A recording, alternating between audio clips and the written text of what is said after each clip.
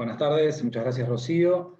Bueno, en primer lugar, un gusto para mí estar acá, primera vez en este foro, así que, bueno, espero que sea provechoso para ustedes. Mi idea es, en la medida que estén participando activamente, enciendan las cámaras, cosa de que nos veamos. Les digo por experiencias pasadas, es muy aburrido y tedioso verme a mí mismo hablando, y justamente lo que intento, y por eso la aclaración que les hizo Rocío, es que esto sea más una charla. ¿Sí? Yo les voy a contar un montón de cosas que surgen de mi experiencia como asesor tutelar en el Fuero Penal, Contravencional y de Faltas de la Ciudad Autónoma de Buenos Aires, pero sobre todo me parece que lo más rico que se pueden llevar es eso, la posibilidad de tener esta interacción y de hacer consultas. Entiendo que la gran mayoría de ustedes están en el ámbito de la profesión, no sé si hay personas también del Poder Judicial, pero insisto, la idea es que esto sea más dialogado que una clase formal, que de hecho no lo es. ¿Sí?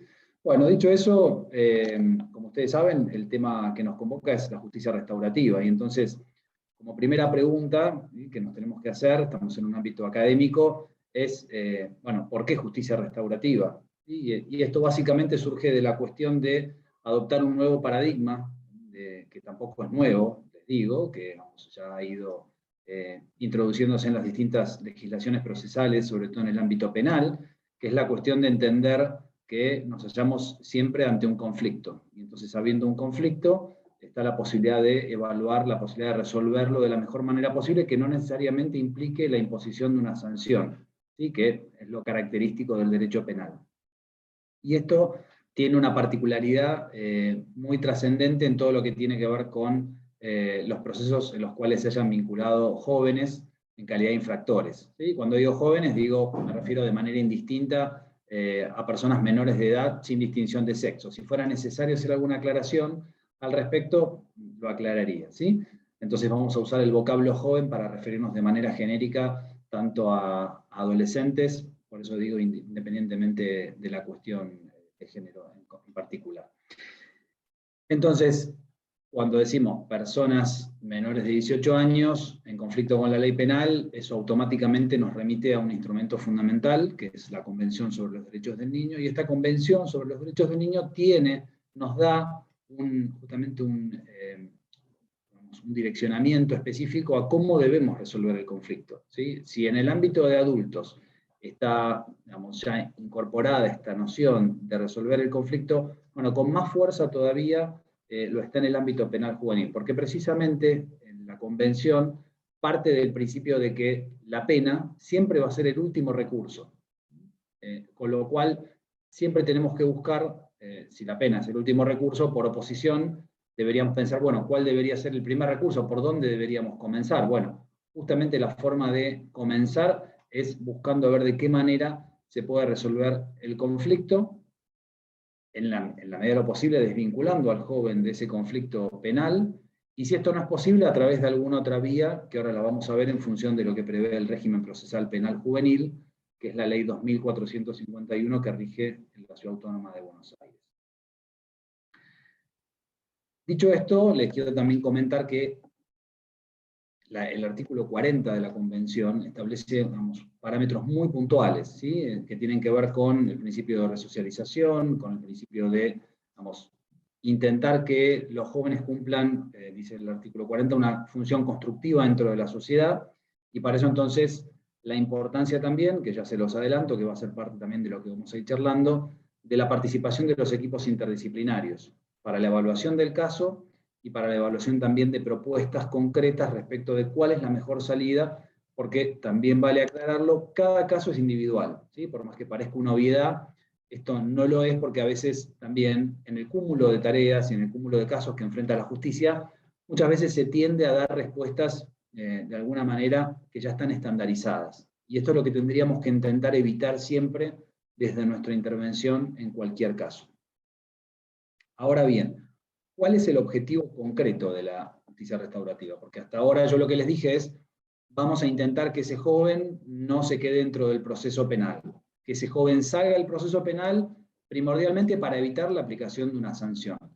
Pero esto, digamos, tiene que ver, como les dije, con un ideario concreto que tiene la Convención, pero sobre todo con los objetivos vinculados, muy vinculados a los objetivos de la justicia restaurativa, que básicamente es no solamente la resolución del conflicto, la satisfacción de los intereses de la víctima, la recomposición de ese tejido social que de alguna manera se vio alterado por ese hecho que nos trajo hasta acá, y también por la aplicación de alguna manera de estas prácticas democráticas, ¿sí? que incluyen, entre otras cosas, algo muy importante, que ustedes lo habrán visto también en el título, en la presentación, que tiene que ver con el rol de la víctima dentro del proceso.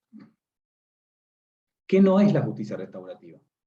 No es solamente mediación, no es solamente perdón, no es una respuesta más blanda para los jóvenes que están involucrados en el proceso penal juvenil.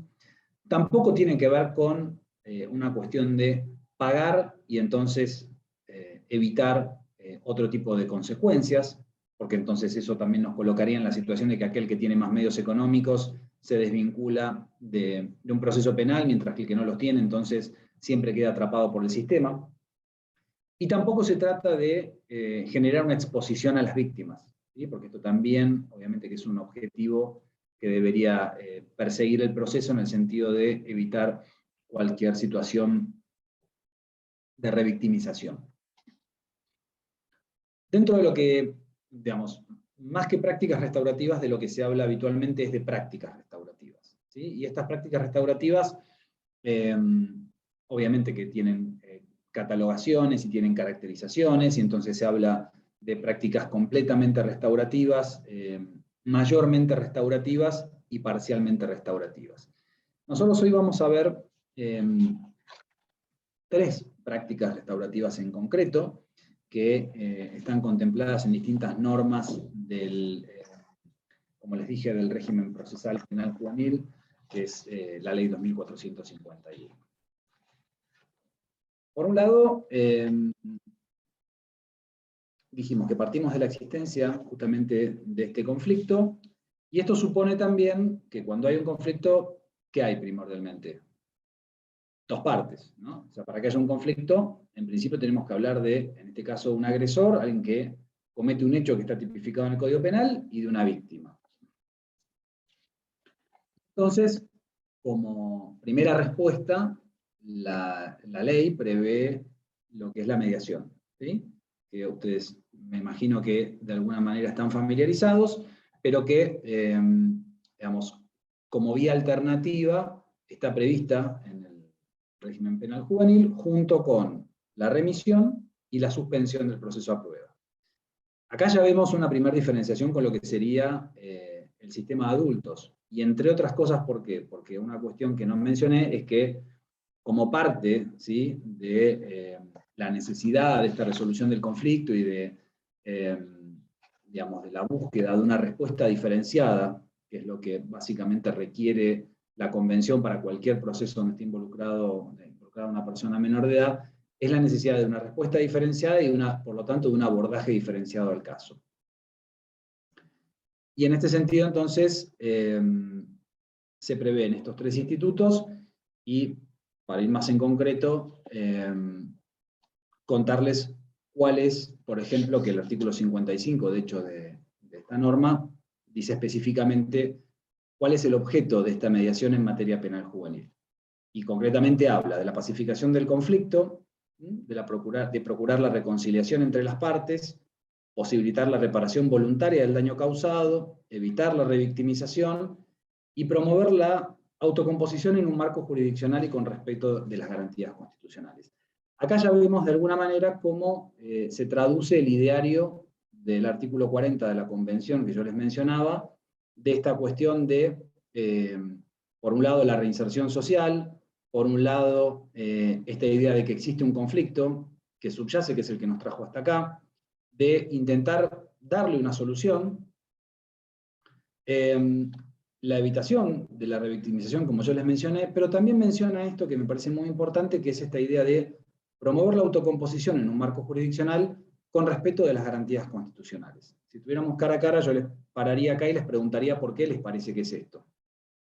Como lamentablemente no tenemos esa posibilidad, más allá que ustedes pueden solicitar la palabra y Rocío los va a habilitar o me va a avisar y vamos a tener este intercambio. Voy a igual avanzar. Les pido de todas maneras que si surge alguna cuestión, como dije antes, me lo vayan diciendo. Todos los métodos alternativos y las prácticas restaurativas parten de una idea de responsabilización, ¿sí? Pero esto, para quienes ya cursaron Derecho Penal o para quienes están familiarizados con la materia, por un lado, saben que, a ver, si estamos hablando de un método alternativo, la primera pregunta es ¿cómo responsabilización? Bueno, esto es responsabilización, pero no con la connotación jurídico-penal, es decir, esto no se trata del juicio de responsabilidad, esto no se trata de una condena, sino que es algo previo que tiene que ver con, digamos, la asunción al menos de que hubo un hecho disvalioso, ¿sí?, del cual una persona determinada tomó parte, y esa persona de alguna manera asume que existió una situación de ese tipo. Por eso también les aclaro que la mediación en materia penal juvenil tiene todas las características de una mediación, entre otras la confidencialidad. Es decir, que lo que se diga en ese ámbito después no podría ser utilizado en un momento posterior para, por ejemplo, digamos, el juzgamiento de esa persona menor de edad. Sin embargo, es muy importante esto para que, para posibilitar, digamos, el avance y para también posibilitar ese acercamiento y esa reconstitución de ese, digamos, de ese conflicto o de ese tejido que yo les decía que se vio alterado. Y de alguna manera este es el punto donde se enfrentan digamos, las garantías, o se ponen en tensión, mejor dicho. Me parece que esto es más apropiado decirlo de esta manera. Se ponen en tensión las garantías constitucionales, sobre todo del joven que está sujeto a proceso, ¿sí? Pero también hay que tenerlo en cuenta con relación a los derechos de la víctima, porque en un punto, otra de las cuestiones que prevé esta mediación penal juvenil es que ni el joven puede ser representado por un tercero, por sus representantes legales, por sus padres, ni tampoco lo puede hacer la víctima, ¿sí? O sea, la idea justamente es que existe una participación activa de ambas partes, lo que no implica necesariamente que tengan que ser forzados a verse las caras. ¿Por qué? Porque si no estaríamos yendo en contra, por lo menos con relación a la víctima, de lo que yo les decía antes, de esta idea de revictimización, o de, también por otro lado, de que el proceso se vuelva en contra de este joven, ¿sí?, de este joven infractor.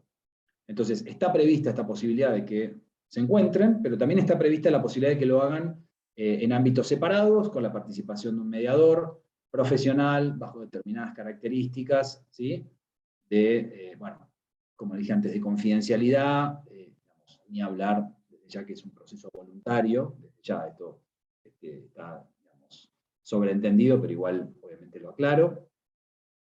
Y lo interesante también es que es un proceso que no tiene una forma preestablecida, ¿sí? O sea, esto es dinámico. Entonces, la idea es que se va construyendo una solución o posible solución a esa circunstancia que nos trajo hasta acá. Ahora bien, parte de la presentación también decía alcances y limitaciones de las prácticas restaurativas. Y esto tiene que ver con que la mediación no procede para cualquier caso, ¿sí? Por ejemplo, los delitos contra la vida están excluidos. Los delitos contra la integridad sexual también están excluidos, así como también lo están las lesiones producidas dentro de un grupo conviviente. O sea, con lo cual, digamos, todo lo que tenga que ver con esto obviamente va a excluir relaciones familiares, eventualmente también relaciones de pareja y situaciones de violencia doméstica y familiar. Ahora bien, esta mediación no es que en el caso de que se llegue a buen puerto, ya está, digamos, se cerró el tema y no pasó nada. ¿Sí? Esta mediación también tiene consecuencias penales. Las tiene para los adultos, pero también las tiene en lo que es el proceso penal juvenil, concretamente porque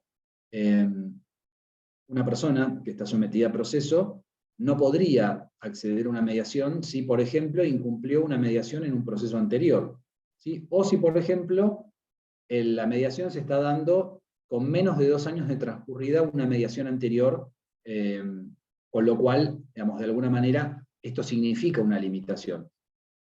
Y alguien también con un poco de experiencia o pensando en lo que significa el proceso penal juvenil me podría decir, bueno, pero si el hecho se cometió cuando tenía 16 o 17 años, que es la edad de punibilidad en Argentina, entonces si esto pasó luego de 2 años, ya es mayor de edad, ¿qué problema habría? Parecería que el legislador acá contempló la posibilidad de que esto se extienda, ¿sí?, a otras situaciones, o por ejemplo que el proceso de hecho se extienda. Estamos en Argentina y sabemos que los procesos, sobre todo este tipo de procesos, no siempre son lo rápidos que querríamos, con lo cual es posible que el hecho haya sido cometido cuando tenía 17 años, y se llega a esta situación al año siguiente o más adelante. De todas maneras, la mediación está contemplada también bajo el principio de celeridad, es decir, que debería llegarse a esa instancia lo más rápido posible en aras de resolver la cuestión. Un punto que me parece importante, ahora vamos a hablar de otra figura, de otra práctica restaurativa que se denomina remisión. También no sé si la conocen, si están familiarizados, que es así, a diferencia de la mediación o de la suspensión del proceso a prueba, es la que caracteriza, digamos, que estamos ante un proceso penal juvenil. ¿Sí? Es el único instituto, diría, que contempla el régimen procesal penal juvenil y que está contemplado a su vez en otro instrumento internacional, que son las reglas de Beijing. Pero ¿qué pasa? Normativamente, en primer lugar, el legislador reguló la mediación, y luego reguló la remisión, y finalmente la suspensión del proceso a prueba. Por lo cual parecería que, digamos, de un análisis lineal, de alguna manera, de cómo estableció el legislador estas figuras, parecería que primero, digamos, lo más favorable para el joven sería la mediación, luego la remisión y finalmente la suspensión del proceso a prueba.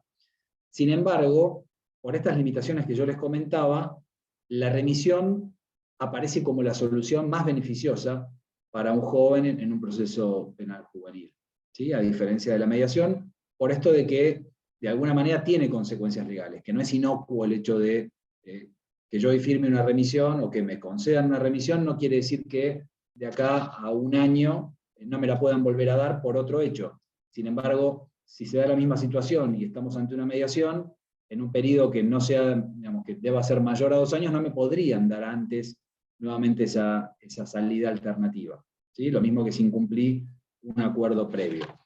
Justamente una de las cuestiones que caracteriza a la remisión es el hecho de que no tiene control judicial, ¿sí? Por lo que vamos a ver más adelante. Ahora bien, ¿qué pasa? Una de las cuestiones fundamentales dentro de esto es que una de las partes habilitadas para solicitar la mediación penal juvenil es el fiscal penal juvenil. Y acá viene la cuestión también, entiendo yo, sumamente importante, y es que quien ejerza ese rol debería tener una perspectiva de infancia. ¿Qué significa esto? ¿Infancia o penal juvenil? Y no es lo mismo ser fiscal o ejercer el rol de fiscal y empezar a trabajar en penal juvenil que estar formado en materia penal juvenil. ¿Por qué? Principalmente porque el objetivo, les pido disculpas si soy reiterativo, pero me parece que es una cuestión muy importante. El objetivo en materia penal juvenil es la resolución del conflicto, pero desde un punto de vista, digamos, que implique evitar por todos los medios la aplicación de una pena. Si hablamos o pensamos en términos de un fiscal en materia de adultos, ¿qué es lo primero que pensamos? En reunir los elementos de prueba, en llegar a juicio y eventualmente obtener una condena. Sin embargo, acá es todo lo contrario. El fiscal debe tener, digamos, su visión enfocada en el sentido de lograr, primero que nada, resolver el conflicto, o bien, como les dije antes, intentar, digamos, una función constructiva para ese joven que está sometido a proceso. Luego, el tema de la víctima, ¿sí? Y acá veo un comentario de Guillermina. A ver, vamos a ver.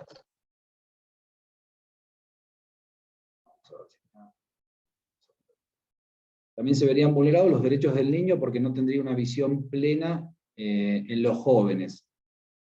Sí, no sé a qué te referís, Guillermina. A ver, quiero interpretar lo que es esto, ¿no? Claro, o sea, el hecho de tener de alguna manera alguna respuesta desde esa perspectiva de infancia. Bueno, no sé si te referís a esto, si no, con todo gusto abrimos el micrófono y lo ampliamos. También hay una cuestión muy importante, que es la situación cuando estamos frente a una víctima también menor de edad, ¿sí? Porque también tenemos que entender que se puede dar esta circunstancia.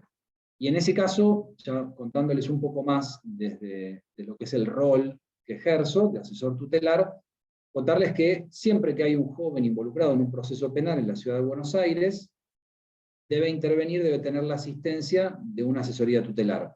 Pero de la misma manera ocurre cuando hay una persona menor de edad, o sea, un joven o un niño, en calidad de víctima, ¿sí? Entonces, en ese caso, podría darse la circunstancia de que en un mismo proceso, y en una misma audiencia incluso, intervengan dos asesorías tutelares, una en resguardo del joven involucrado en calidad de infractor, y la otra persona menor de edad, el niño, porque no dejan de ser niños, según la definición que da la Convención, el niño víctima. Sin embargo, hay dos intereses en pugna, pero dos intereses resguardados convencionalmente, además de constitucionalmente. Bueno, lo que decíamos para la mediación, fundamental, y que lo decía también que íbamos a hacer hincapié en eso, el rol de la víctima, ¿sí? Como es un proceso voluntario, para que él proceda, tiene que haber conformidad de ambas partes. Y por eso la necesidad también de un equipo y de una oficina especializada, que de hecho existe en el ámbito del Consejo de la Magistratura de la Ciudad de Buenos Aires, justamente para garantizar esta mirada y este trabajo previo que de alguna manera hay que hacer, que es más que un acercamiento a las partes, ¿sí? Que tiene que ver con una mirada especial y con un trabajo específico de profesionales. Ahora bien, yo les hablaba antes de la representación, que es un punto muy importante.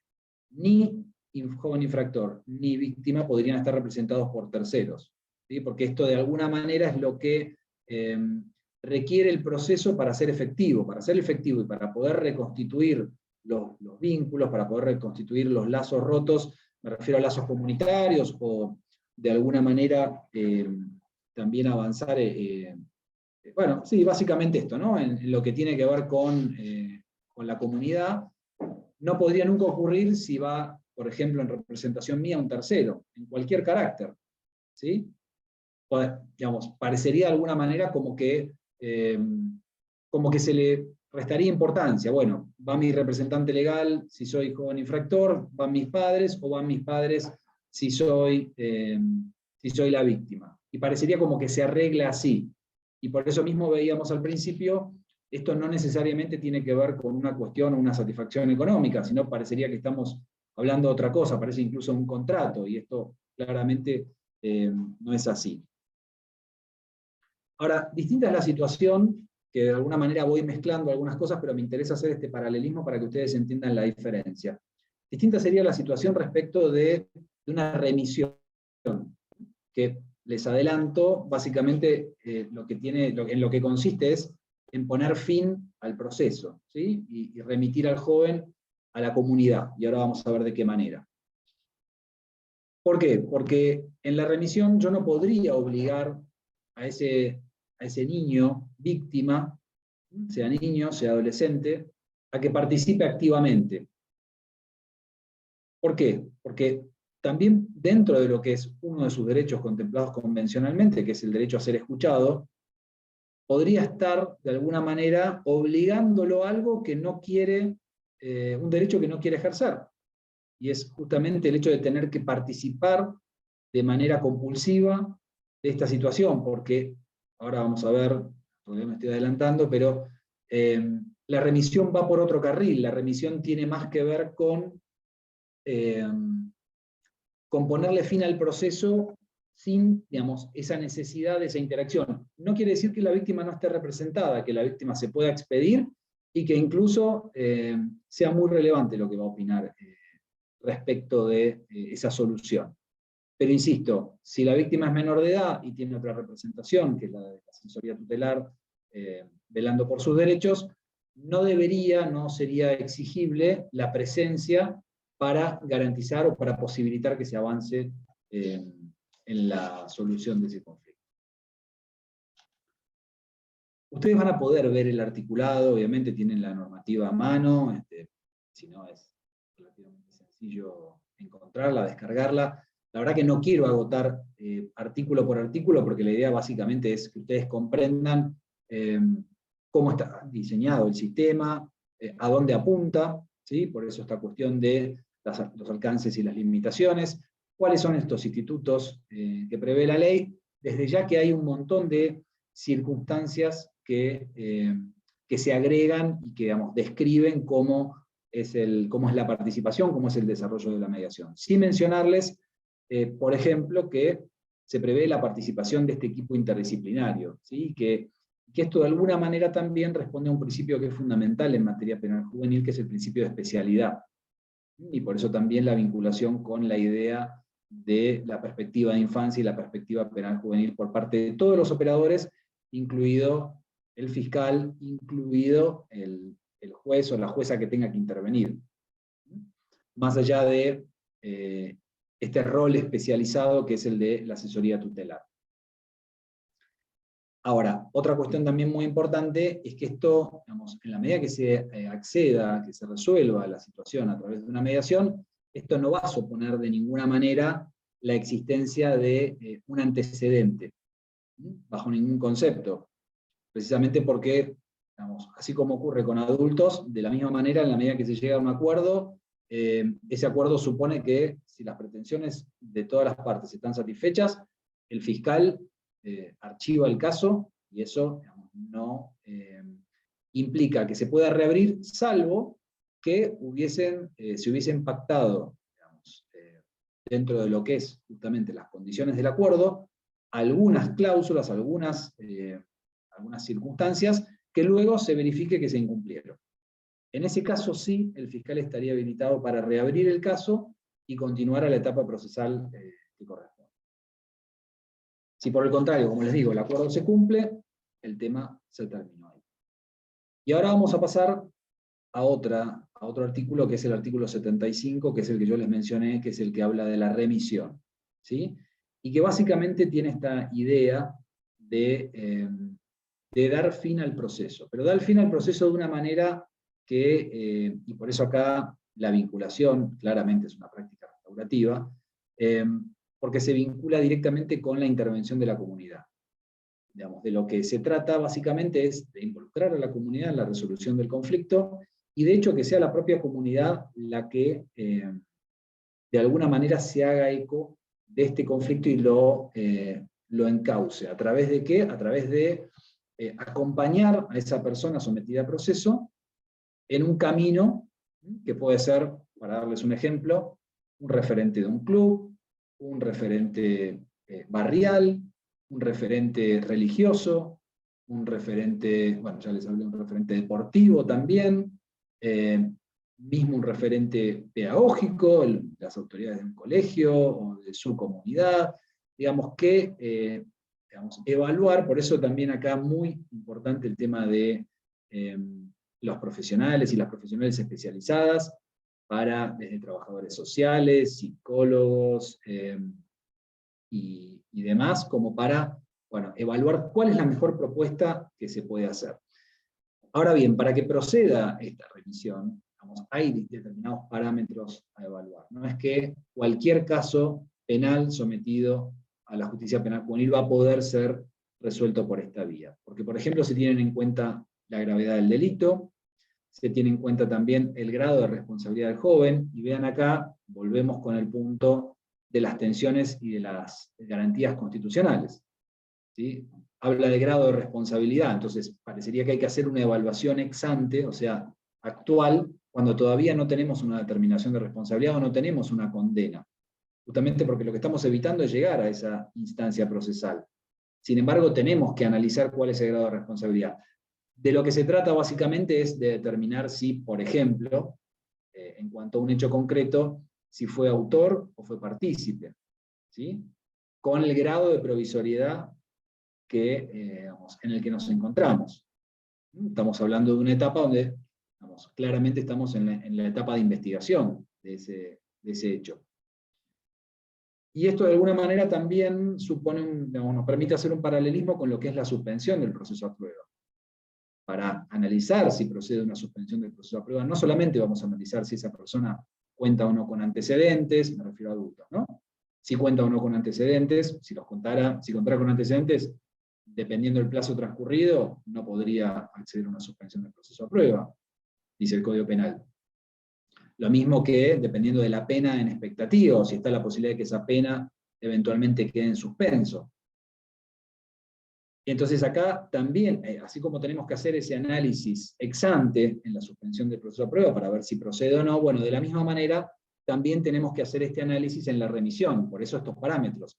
Como les dije, gravedad del delito, grado de responsabilidad, el daño causado, ¿sí? Que también es otro parámetro a considerar, y la reparación del mismo. ¿Sí? Y acá también, de alguna manera, ahora vamos a hablar un poco también sobre ese punto. Ahora, ¿cuándo procede esta remisión? Y bueno, esta remisión puede proceder a instancias del propio fiscal penal juvenil, o bien lo puede pedir, lo puede disponer el propio juzgado, ¿sí? El propio juzgado especializado en materia penal juvenil. Convocar a las partes para tratar la cuestión vinculada a la remisión. Pero también desde ya lo va a poder plantear la defensa, ¿sí? o bien la asesoría tutelar. Siempre va a ser con conformidad del joven que está involucrado. ¿Por qué? Porque lo que no deberíamos generar es que esto sea una imposición para decirlo de manera muy, muy clara, para zafar del proceso. Como les dije antes, la remisión pone fin al proceso sin un control judicial posterior. Entonces, claramente existe una tentación de decir, bueno, vamos por el lado de la remisión siempre que se pueda. Pero también podemos estar ante un caso donde, que ahora les voy a contar algunos como para que entiendan, donde el joven puede decir perfectamente, no, yo quiero que se aclare la situación, yo quiero que se sepa, por ejemplo, que yo no cometí ese hecho.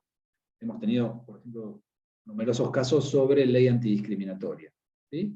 La ley 23.592, que no sé si están familiarizados, pero entre otras cosas, por ejemplo, tiene que ver con formar parte de grupos o de estructuras que propendan a ideas de superioridad. Dicho en otras palabras, entre otras cosas, persigue, por ejemplo, las ideas del nacionalsocialismo. Entonces, hemos tenido casos donde, en ámbitos escolares, entre adolescentes, alguno le ha dibujado, por ejemplo, una esvástica a un compañero, ¿sí? También menor de edad, entonces por eso la situación que yo les relataba antes de joven menor de edad, infractor, joven menor de edad, víctima, y bueno, la necesidad de decir, bueno, a ver, perfecto, vamos a amparar los derechos de este joven que está sometido a proceso, pero también tenemos que amparar los derechos de esta víctima. Entonces, es necesario evaluar la gravedad de este hecho, ¿sí? ¿Cuál fue su responsabilidad? ¿Cuál fue el daño causado? Y eventualmente, ¿cómo podría reparar ese daño que causó?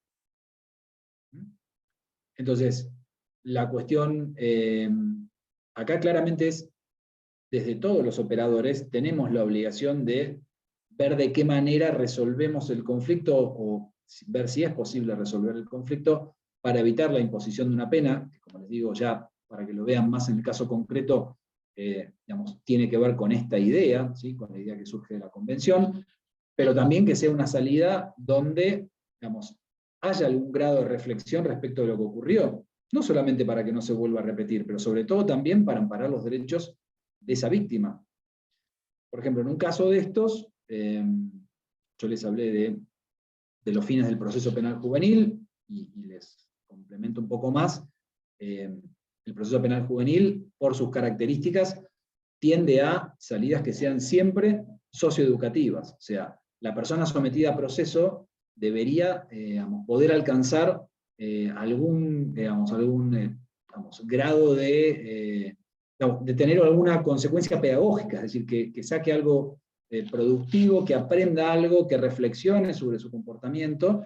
Y entonces, por ejemplo, en uno de estos casos, lo que se acordó fue, por un lado, que el colegio se involucrara, porque esto había sido en un ámbito escolar, que se involucrara de una manera mucho más activa en tratar este tipo de cuestiones, pero a su vez que todo el curso completo, porque acá viene también la cuestión de la comunidad, porque no serviría de nada en un caso como el que les cuento, que ese chico vaya a hacer un taller o vaya a un curso o haga una visita a algún lugar, si es que la comunidad toda también no está involucrada, porque esto de alguna manera también tiene mucho que ver con lo que es el acoso y el ciberacoso, no solamente en ámbitos escolares, sino también en términos generales. Hoy el ciberacoso ha hecho que trascienda las conductas, pero es lo que vemos todavía muy a menudo de lo que tiene que ver con el acoso. Entonces, en el acoso justamente una de las cuestiones muy digamos, importantes tiene que ver con los espectadores. Entonces, en este caso que yo les cuento, lo que se resolvió fue que estos jóvenes, el curso completo,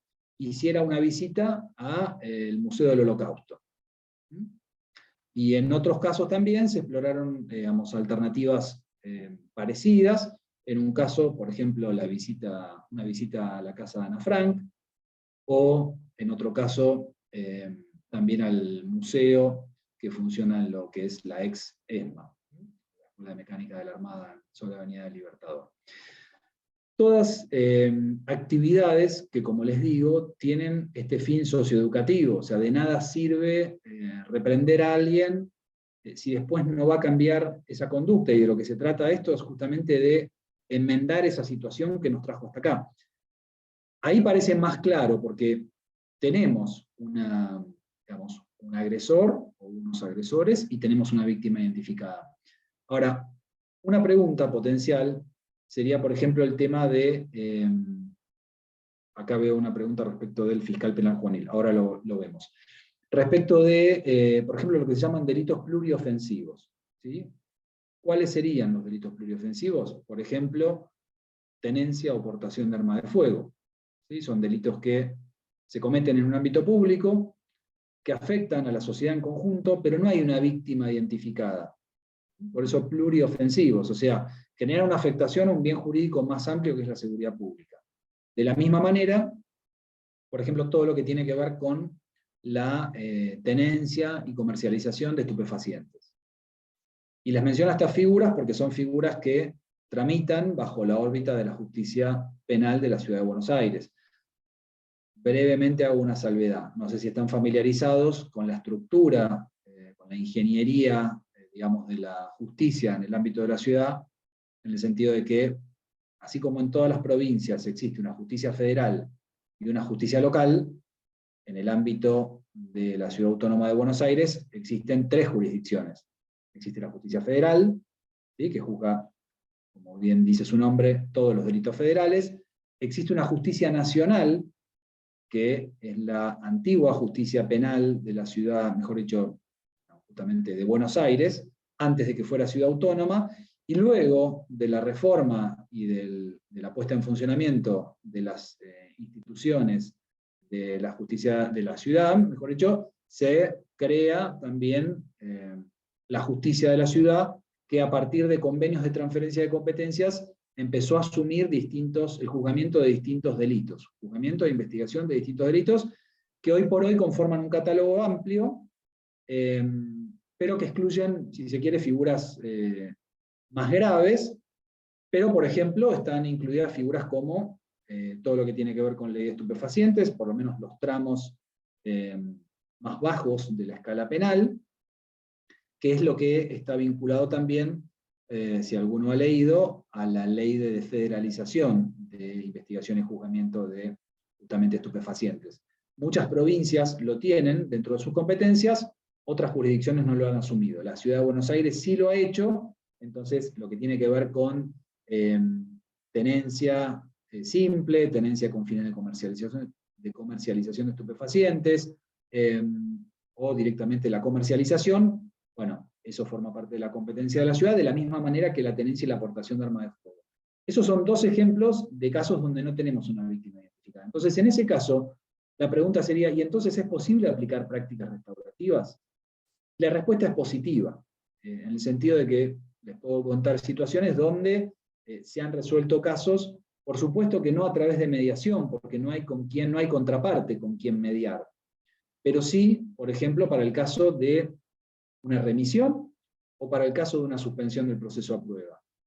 Analizando el caso concreto, evaluando justamente cuáles son las características de esa persona, cuál es el daño cometido, cuál es su responsabilidad en este sentido que yo les mencionaba antes, no en sentido jurídico penal, pero sí respecto de la solución del conflicto que nos trajo hasta acá, para ver de qué manera reconstituimos ese tejido social roto, ¿sí? esa infracción que de alguna manera, esa potencial infracción que generó una afectación para el resto de la sociedad.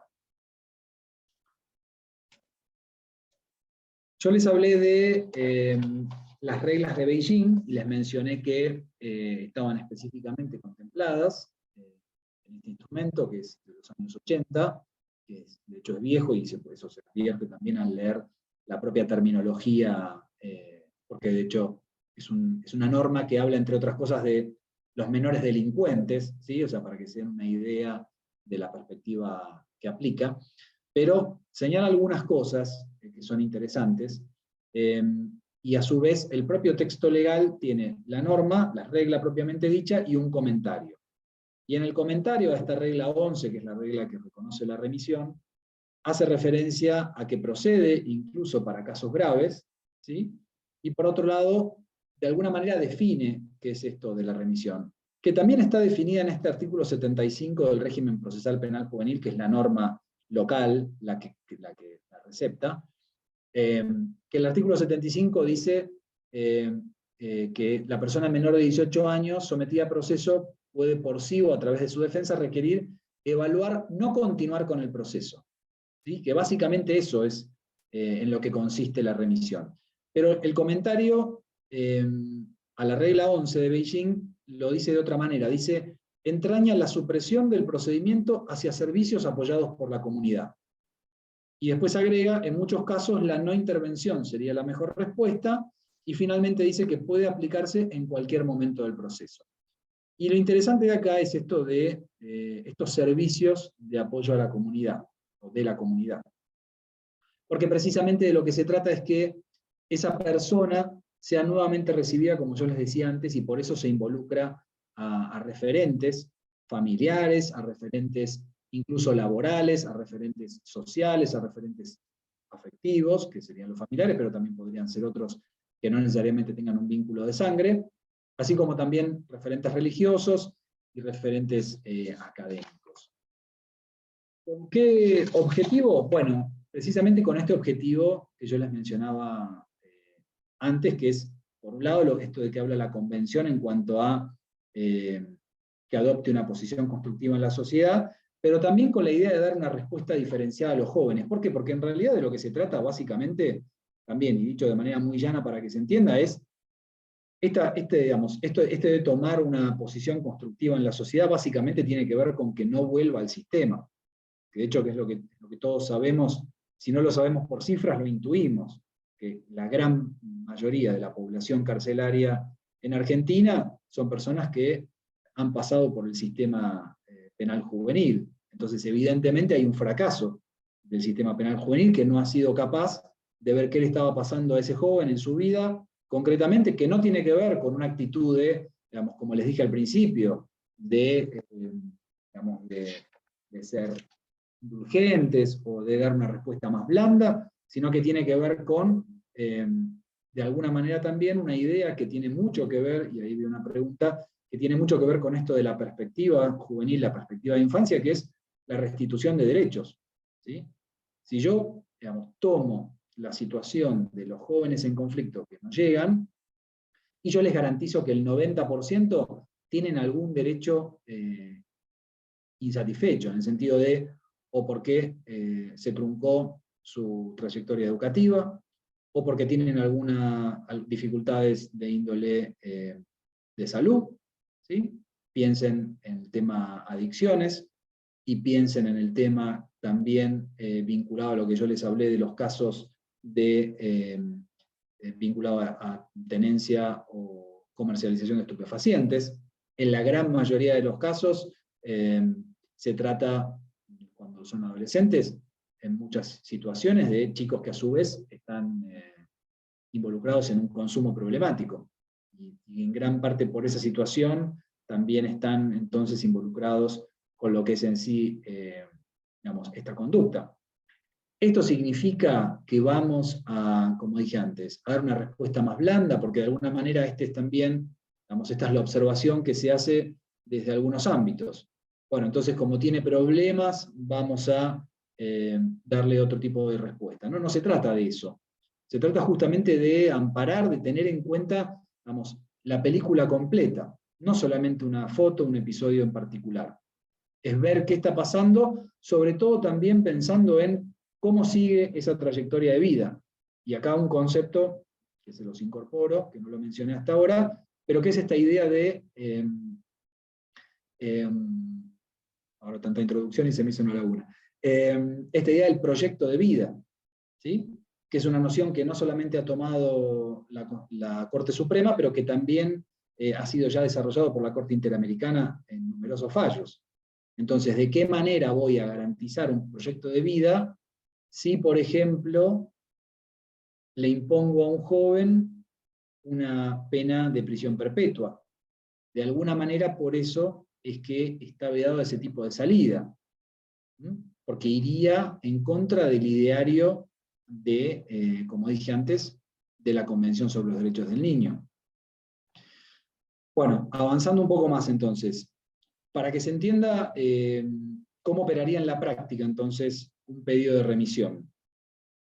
En concreto, primero que nada, debería haber una solicitud que obviamente debería contar con esa conformidad del joven infractor, y que podría el pedido venir perfectamente del propio joven, de su defensa, de la asesoría tutelar, de la propia fiscalía, ¿sí?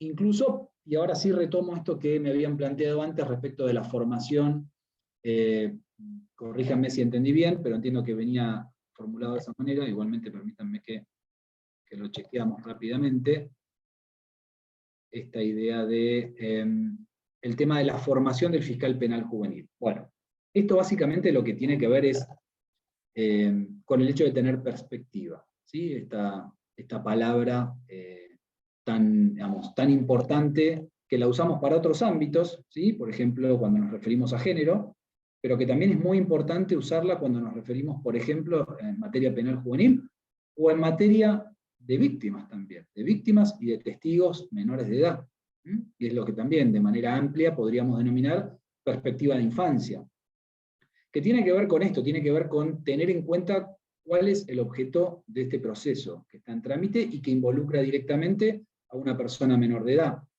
Si yo ejerzo el rol de fiscal penal juvenil, mi objetivo nunca podría ser la aplicación de la pena más alta posible para este joven en este caso.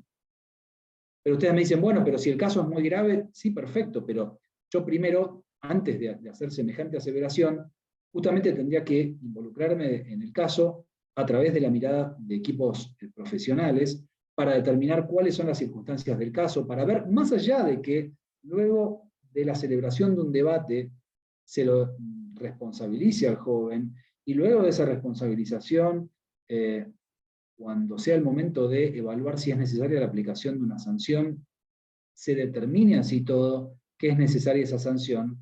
De todas maneras, siempre debería haber un trabajo constante, porque justamente en la medida en que ese trabajo se va produciendo, también es que se va permitiendo adaptar o reevaluar si efectivamente subsiste la necesidad de mantener esa pena y de mantenerla en los términos en los que fue dictada. La pena en materia penal juvenil es dinámica, o sea, nunca podría decir, bueno, se lo condenó a tantos años de prisión y entonces por eso tiene que pasar todos esos años en prisión, pero no porque exista una ley de ejecución que contemple beneficios. ¿Sí? Ustedes conocen la ley 24.660, que regula justamente la ejecución de la pena, que, digamos, concretamente está dirigida a adultos, sino porque por los propios principios del proceso penal juvenil, por el propio mandato que establece la Convención sobre los Derechos del Niño, yo tengo que evaluar siempre que la pena es el último recurso.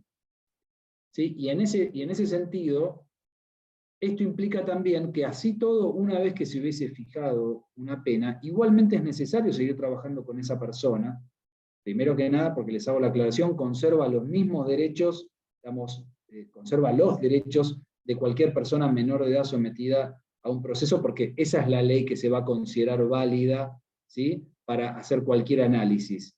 No que después ya alcanzó la mayoría de edad y ahora tiene 21 años, entonces ahora lo juzgamos como adulto. No, porque justamente lo trascendente es cómo estaba su desarrollo, que esto de hecho es lo que ampara la convención, ¿sí?, que cuando cometió, digo entre comillas, ¿sí?, cuando se inició este proceso producto de un hecho, ¿sí?, que se le reprocha, bueno, era menor de edad. Entonces, como era menor de edad, digamos, entendemos que es destinatario de un plus de garantías. ¿Por qué? Precisamente porque partimos de la base de que existe un nivel de, digamos, de madurez que todavía no ha sido alcanzado completamente. ¿Mm? Y básicamente esta es la idea que subyace también a esto. Pero volviendo a lo del fiscal, para no pasarlo por alto, por eso es tan importante que el fiscal también sea un fiscal especializado, que tenga en cuenta todas estas cuestiones, más allá de que después cumpla su función, que insisto, va a ser la de, por un lado, ver si se puede resolver el proceso a través de alguna salida alternativa, a través de alguna práctica restaurativa, teniendo en miras que la pena es el último recurso. Pero por otro lado también cumpliendo con su función de reunir los elementos de prueba, o sea, llevar adelante una investigación, y eventualmente, si considera que es conducente, llevar el caso a un debate, ¿sí?, a un debate oral, que no va a ser público, por eso también otra distinción, a un debate oral donde eventualmente se va a responsabilizar a ese joven y después se evaluará la necesidad de aplicación de una sanción. ¿Sí? Bueno, espero que se haya entendido esta parte. Quiero ver que acá hay otro mensaje, otra consulta más larga, así también la leemos.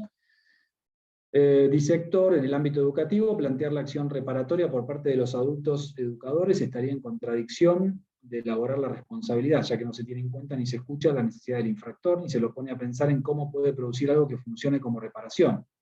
Es más, puede suceder que haya que partir desde más atrás en la elaboración de la responsabilización.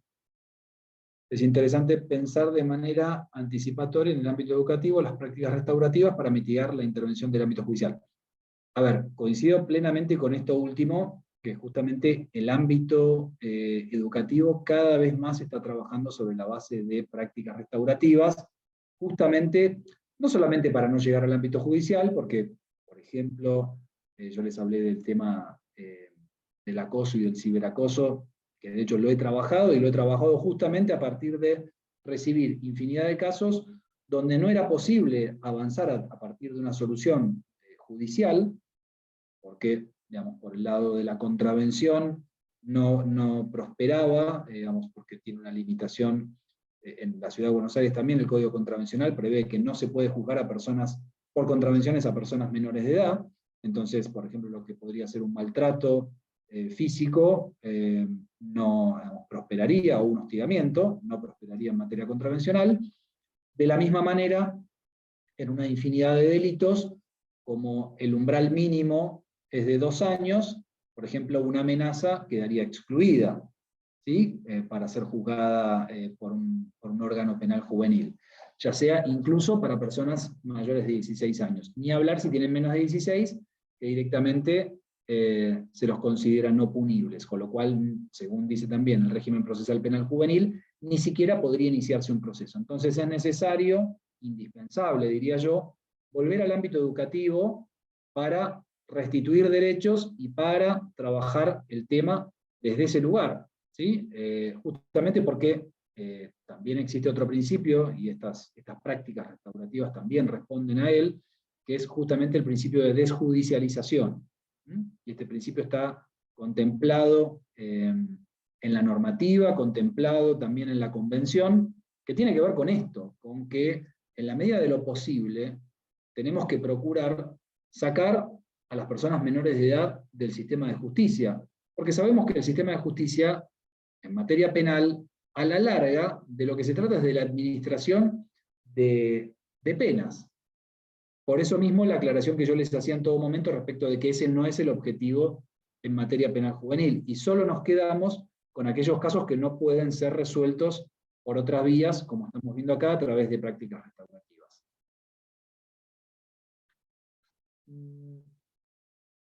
Bien. Gracias, Cecilia. Y acá Pablo dice, el equipo interdisciplinario debería participar en esa misma decisión y sostener al fiscal. Bueno, se entiende que el equipo interdisciplinario es un equipo profesional, con lo cual el equipo justamente trabaja sobre la base de la perspectiva penal juvenil y de la perspectiva de infancia, con lo cual va a ser una evaluación desde ya, y va a haber casos que estén, digamos, preparados o que se los pueda trabajar para aplicarles una práctica restaurativa, quizá habrá otros casos que no, ¿sí? Pero de alguna manera a lo que se va a propender es a eso, a que el equipo elabore una propuesta y que la propuesta sea la más adecuada al caso concreto. ¿Mm? Y acá Pablo también pregunta qué pasaría si la víctima no quiere la audiencia de mediación penal. Bueno, yo lo dije claramente esto, si la víctima no quiere mediación, no prospera la mediación, ¿sí? O sea, este sí es un requisito ineludible que es debe mediar conformidad también para participar del proceso de mediación penal juvenil.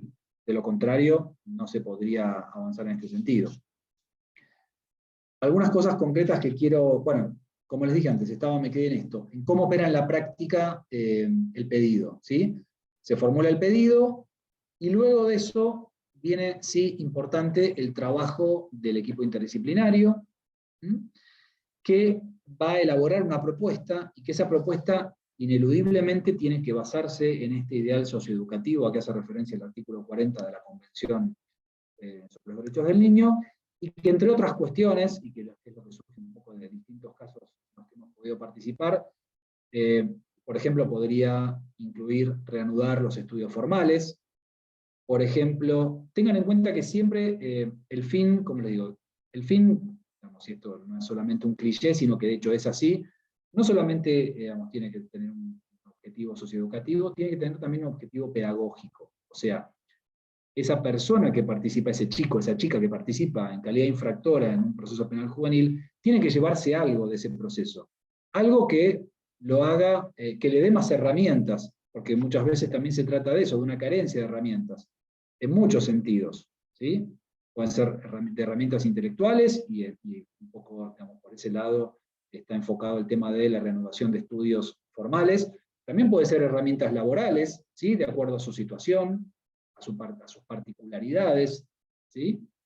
Quizá, digamos, si estamos hablando de un chico o una chica que está en una situación de muchísima vulnerabilidad, y quizá en ese momento no está en condiciones inmediatamente de retomar estudios formales, porque tiene, por ejemplo, que trabajar, ayudar a su familia, pero sí le puede cambiar su situación y le puede, digamos, reforzar un futuro proyecto de vida el hecho de acudir a un curso de formación profesional y entonces acceder a una salida laboral diferenciada y entonces cambiar su realidad, que también un poco, digamos, de esto se trata. Lo mismo que una propuesta podría venir por el lado de colaborar con una ONG o participar de talleres vinculados a determinadas temáticas, como por ejemplo podrían ser las cuestiones de género o la cuestión que yo les hablé antes respecto de discriminación. Les quiero comentar en concreto respecto de esta cuestión que les mencioné al pasar, respecto de la participación en ONGs. Uno de los delitos que tenemos dentro de la transferencia y que se juzgan e investigan bajo la órbita de la ciudad son, por ejemplo, los delitos de lesiones, ¿sí? Incluido también lo que tiene que ver con lesiones en el tránsito. Entonces, nos tocaron ya algunos casos en los cuales ustedes saben que la ley nacional y las jurisdicciones habilitan la conducción de vehículos y motovehículos a personas menores de 18 años de edad. Entonces hemos tenido accidentes viales en algunos casos, y uno puntualmente en el cual un joven que conducía una moto atropelló a una nena chica, una nena chiquita de 6 años, y producto de ese accidente, esta niña tuvo que ser intervenida porque tuvo fractura de cráneo. Sin embargo, vean cómo así todo fue posible aplicar una práctica restaurativa, no a través de una remisión, ¿sí? Porque se evaluó que de acuerdo a las características del caso, la gravedad del hecho y demás no correspondía, pero sí a través de una suspensión del proceso a prueba. Y acá vuelvo al punto inicial respecto de lo que yo les decía, lo que eran las prácticas totalmente restaurativas, mayormente restaurativas y, digamos, y parcialmente restaurativas. Porque les menciono esto porque hubo un seguimiento judicial, ¿sí? Porque de hecho es la característica que podríamos decir que distingue a la remisión de la suspensión del proceso a prueba, y básicamente, entre otras cosas, es que la remisión implica que se cierra en ese momento el proceso, y de alguna manera confiamos en que sea esa comunidad la que contenga a ese joven a futuro, con la realización de un montón de tareas, que pueden ser tareas de utilidad pública, como le dije antes, reanudar estudios formales o realización de cursos de formación profesional, pero en este caso lo interesante es que este joven empezó a colaborar con la ONG, que quizás ustedes ya la escucharon nombrar, Madres del Dolor, ¿sí? Que está vinculada a madres que han perdido a hijos e hijas en accidentes viales. Y este joven, les digo que tuvo una evolución muy favorable, de hecho, la titular de la ONG se comunicó directamente con él empezó a participar en charlas que daba la ONG, participar de manera activa, después él tuvo que hacer un trabajo de investigación respecto de la temática, y con ese trabajo de investigación, a su vez, generó un video breve, que de hecho lo usa la ONG como presentación para sus exposiciones. O sea, vean cómo este joven se involucró en la temática de manera favorable, a partir de haber sido él el infractor, el que cometió una infracción penal que produjo un daño que afectó a otra persona. Y esto claramente,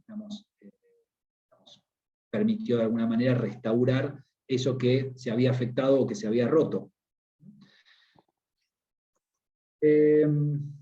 Bueno, y concretamente, ahora ya que estamos hablando de suspensión de proceso a prueba, mencionarles que como objetivo, que lo plantea el propio artículo 77, que es el que habla, 76 y 77, que son los que hablan de la suspensión del proceso a prueba, dijimos el 75 la remisión, dice que se contempla para aquellos casos de posible sanción con pena privativa de libertad en centro especializado, teniendo en cuenta, y acá los parámetros, interés superior, reinserción social, protección integral, y la finalidad de mantener y fortalecer los vínculos familiares y comunitarios. O sea, lo prevé el mismo artículo, está previendo y se asume este artículo que la suspensión del proceso a prueba constituye una práctica restaurativa, ¿sí? Y el artículo 77 que nos habla de cuáles deberían ser estos parámetros bajo los cuales deberían evaluarse las reglas o esta solución diferenciada, y que deberían pasar, dice, por reglas vinculadas a temas de salud, de educación, de aptitud laboral y de vínculos. Porque también podría darse la situación de algún hecho producido, ahora sí, en un ámbito intrafamiliar. ¿Se acuerdan que dijimos que la mediación y la remisión no estaban habilitados para ámbitos intrafamiliares, sobre todo referido a lesiones, ni hablar de delitos contra la vida? Sí podría prosperar, según lo que dice esta norma, para ese tipo de situaciones, porque de lo que se trataría justamente es de reconstituir esos vínculos también dañados, entendidos como vínculos familiares. Un punto importante, sería factible plantear que el plazo de la suspensión del proceso a prueba, que en adultos es de 1 a 3 años, debería reducirse, precisamente teniendo en cuenta las características del proceso penal juvenil, las características de que se trata de un joven involucrado. Entonces podríamos perforar el mínimo de ese año y, por ejemplo, disponer por un delito una suspensión de proceso a prueba respecto a un joven por 6 meses. Lo mismo que el máximo también en ese caso deberíamos reducirlo. Y por otro lado, a diferencia de lo que ocurre en la situación de los adultos, que se exige un ofrecimiento de reparación del daño, dice el artículo 76 bis y ter, en la medida de las posibilidades del imputado, en este caso no sería factible, de hecho la norma no lo contempla. ¿Por qué? Y entre otras cosas porque no se presume que un joven cuenta con ingresos propios.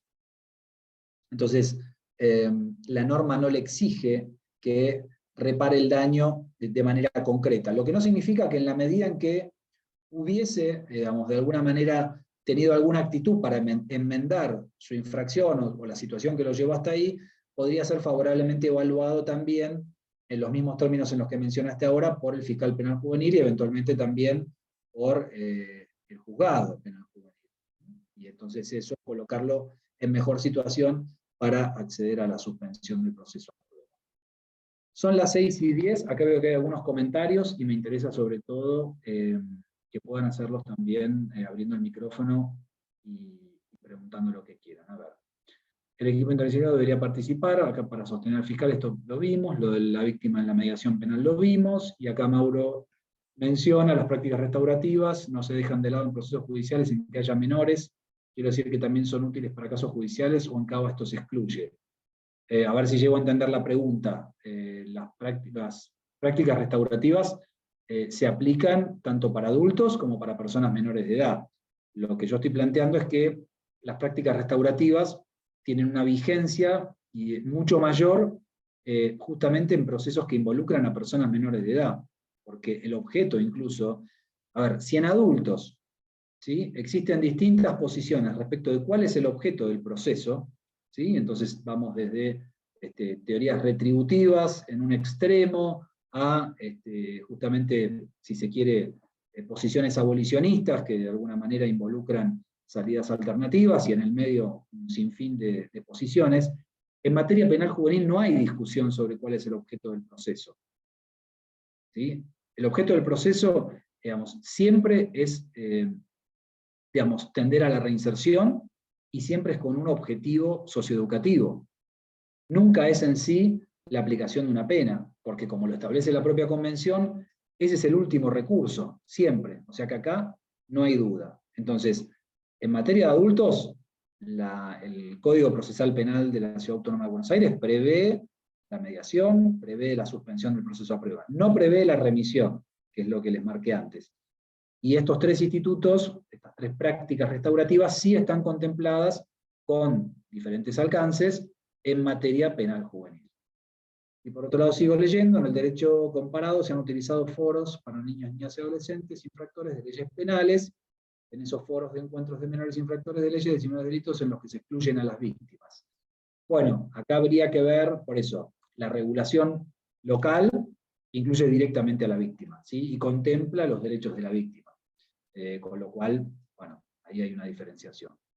¿Cuáles serían las garantías procesales en las prácticas restaurativas y cuál sería el control judicial suficiente para cada práctica?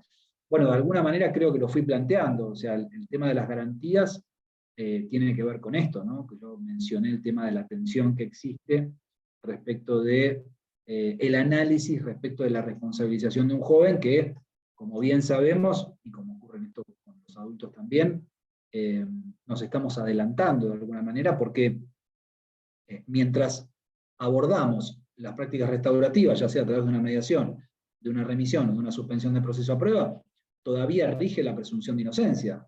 O sea que no se desvirtuó ese estado de inocencia que reconoce la ley. Con lo cual, ahí habría una tensión y un poco digamos, las garantías también operan en ese sentido. Pero veo que Mauro está levantando la mano.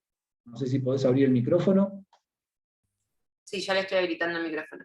Gracias, Rocío. Muchas gracias, Rodrigo, por la exposición. Realmente muy interesante, muy bien detallado. Y quería hacer una acotación con respecto a la respuesta que me has brindado a la primera pregunta que formulé. Y claro que entiendo bien las tres prácticas restaurativas que se están utilizando para cuando nos encontramos con infractores de leyes penales que son niños, niñas o adolescentes, ¿no? Sí, que sí. esto se distancia de lo que es cuando lo comete un adulto.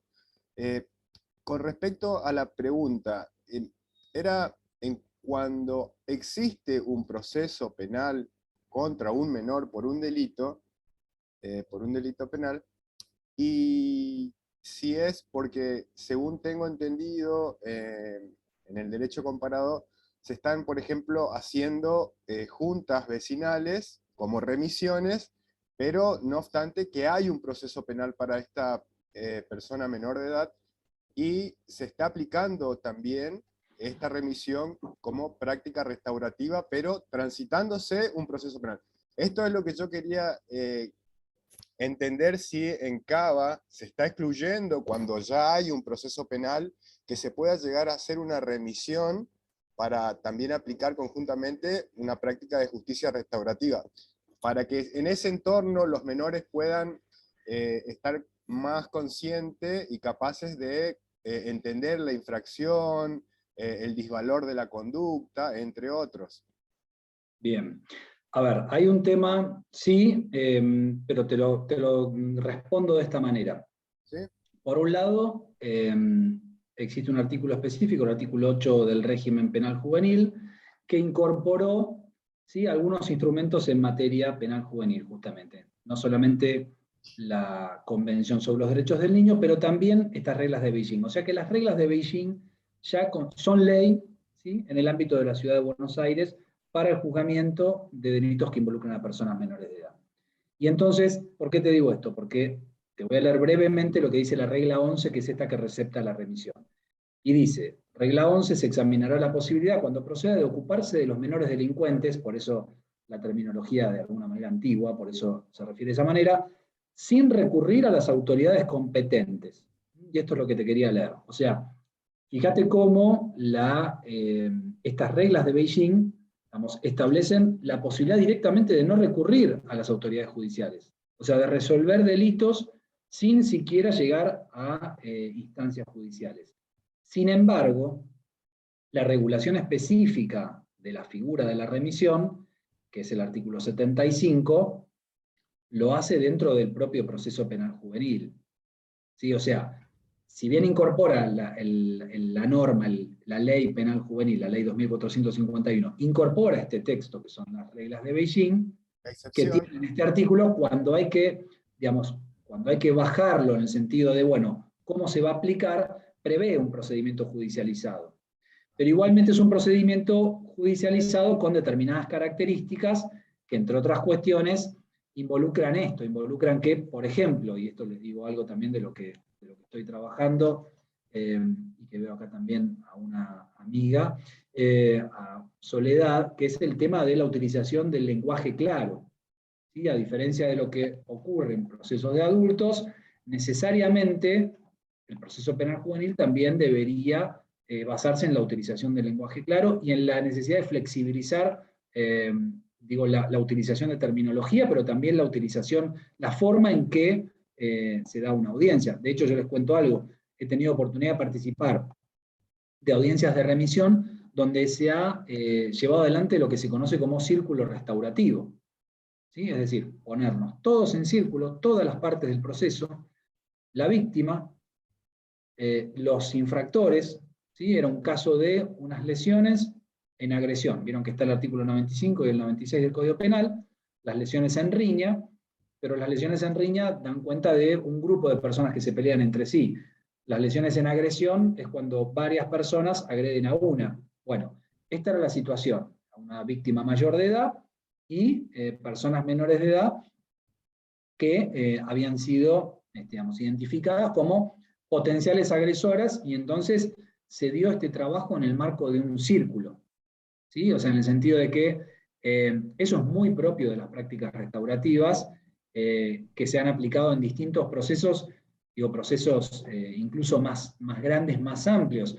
Les puedo mencionar el caso de África, por ejemplo, con lo que pasó en Ruanda. Existe lo que se llaman tribunales, se escribe Gasasa o Gakaka, ¿vieron no sé cómo se llama, la C que tiene la del uso del portugués? ¿Sí? Bueno, ¿qué son esos tribunales? Digamos, tribunales comunitarios que resolvían este tipo de conflictos, pero incluso a niveles mucho más graves, a niveles, piensen en Ruanda y el genocidio, porque de hecho había algo así como cientos de miles de imputados. Entonces no era posible procesar judicialmente. O lo mismo, procesar judicialmente esos casos, con lo cual era necesario aplicar otro tipo de salidas, o pienso, por ejemplo, también en todo lo que tiene que ver con justicia transicional, que ha sido ampliamente aplicado en Colombia también, en casos, digamos, de infracciones masivas, producto justamente del accionar de guerrilla y de grupos paramilitares. Entonces, digamos, son situaciones donde se intenta aplicar prácticas restaurativas incluso digo esto porque para que se entienda, en casos graves, delicados, ¿sí? Y un poco vos traes la experiencia comparada, que me parece muy importante, en casos graves, pero también donde se evita la judicialización. ¿Y es factible? Sí, es factible, claramente. Y por eso la importancia también de que haya instancias de aplicación de prácticas restaurativas en otros ámbitos que no necesariamente sea la justicia, podría ser perfectamente en un club, podría ser en una institución universitaria, en un colegio o en cualquier otro ámbito. Espero Diego, haber respondido, sí, sí, perdón, pero a mí sí, me quedó claro, pero veo que ahí están levantando la mano y en sí. razón del tiempo, con respecto al acuerdo, ¿cómo surte efecto? ¿A partir de cuándo surte efecto el acuerdo? ¿Y cómo podemos hacer para garantizar el cumplimiento de ese acuerdo de práctica restaurativa? Por eso, acá habría que ver de qué acuerdo, en qué práctica me estás hablando. Si es la suspensión del proceso a prueba, va a tener control judicial, que eso lo tenemos claro, como pasa en el caso de los adultos. Si es una mediación, lo vamos a saber o no en función de lo que nos informe, por ejemplo, la víctima o sus representantes. ¿Sí? Si el acuerdo no se cumple, se podrá presentar y decir, el acuerdo no se cumplió, el fiscal evaluar y reabrir el caso. ¿Sí? Y tener por no cumplida la mediación porque no se llegó a buen puerto con el cumplimiento de los compromisos. Si hablamos de una remisión, y esto me parece lo importante, de acá la trascendencia de convocar a la comunidad. ¿Mm? De convocar a familiares, por eso es muy habitual que en este tipo de audiencias participan madre, padre, hermanos mayores, hermanas, una tía, referentes afectivos, ¿sí? Para comprometerlos también en el seguimiento del caso, lo mismo que referentes de otros ámbitos, ¿sí? Como les digo, que pueden ser comunitarios, que pueden ser afectivos, que pueden ser referentes religiosos, del culto que sea, del culto que practique esa persona, justamente para garantizar que va a haber un cumplimiento de ese compromiso que se está asumiendo. Ahora, si no se cumple, en el caso de la remisión ya no se reabre. Pero esto se evalúa antes, ¿sí? Se evalúa si el caso está en condiciones de ser remitido, producto de las características que tiene. Claro, la seguridad que se puedan llegar a brindar, ¿no? Como posible cumplimiento en Bueno, por eso mismo el trabajo del equipo interdisciplinario, hay todo un trabajo previo a entrevistas con la persona en sí, con el joven infractor, pero también con su familia, con los referentes, como digo, que lo van a recibir y demás. Muchas Disculpame, gracias. Mauro, sí, así avanzamos. No sé, Pablo, que tiene levantada la Sí, mano. ahí ya Pablo tiene el micrófono. Bien, gracias. Hola, buenas tardes, muchas gracias. Buenas tardes. No, le quería hacer una consulta porque me parece por ahí que se sabe confundir, estamos dentro del proceso en sí y se suspende, por eso mismo, no hay condena todavía, lo que se hace es que usted lo dijo, la presunción de inocencia sigue existiendo.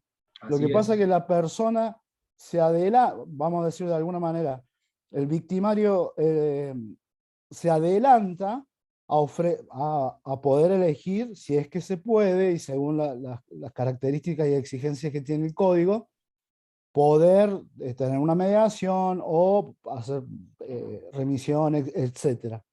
A lo que voy yo es que no, por lo que tengo entendido, en el juicio, la suspensión del juicio a prueba, le dice que está mal llamado porque no ha ingresado todavía al juicio, sino que está dentro del proceso anterior al juicio. Y es cuando ahí la persona dice, bueno, puedo elegir, o no elegir, disculpe. El fiscal evaluará, mediante la presentación que puedan tener, si hacen la mediación, si quieren, u otro tipo de prácticas restaurativas, ¿no? Sí, Creo que sí, comprendo. Sí, que dejarlo en claro, disculpe, hay que dejarlo en claro que estamos dentro del proceso y que, es más, en la suspensión del juicio de prueba, si no se cumple, viene una sentencia. No es que la persona queda al arbitrio, a la libertad de que ya está, hago esto, cumplo esto y listo. No. desde ya. Desde ya, y como yo mencioné antes, todas estas prácticas se dan siempre dentro de la etapa que se denomina investigación penal preparatoria, ¿sí? O de la etapa de investigación, para decirlo de manera más llana. Es decir, previo a que exista un requerimiento a juicio, sin perjuicio de que vieron que uno podría también proponer, con esta misma perspectiva que yo les mencionaba, que el comentario a la regla 11 de Beijing, si recuerdan, habla de que podría darse en cualquier momento.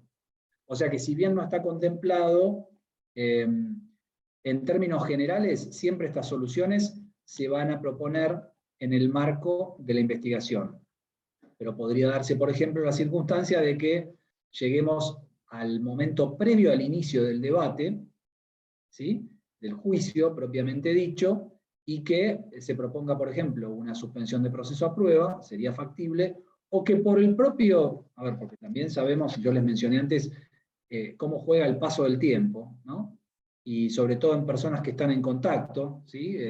Yo antes mencioné, por ejemplo, el ámbito escolar, pero también podría ser un ámbito familiar, donde hubo una evolución favorable de ese conflicto y llegamos a la etapa donde todavía es posible plantear una remisión, si bien es cierto que como principio sería lo que mencionaba Pablo. En términos generales, estas salidas, estas prácticas se dan mayormente en la etapa de investigación, pero quiero hacer la salvedad porque si bien Pablo tiene razón en este punto, pero podría como excepción darse la circunstancia de que llegado el momento previo a la celebración del juicio, también podamos buscar una salida, una resolución de este conflicto a través de alguna de estas dos vías, ¿sí? A través de la vía de la remisión, incluso, pienso yo, de la mediación, pensándolo con un sentido amplio, y de la suspensión del proceso a prueba.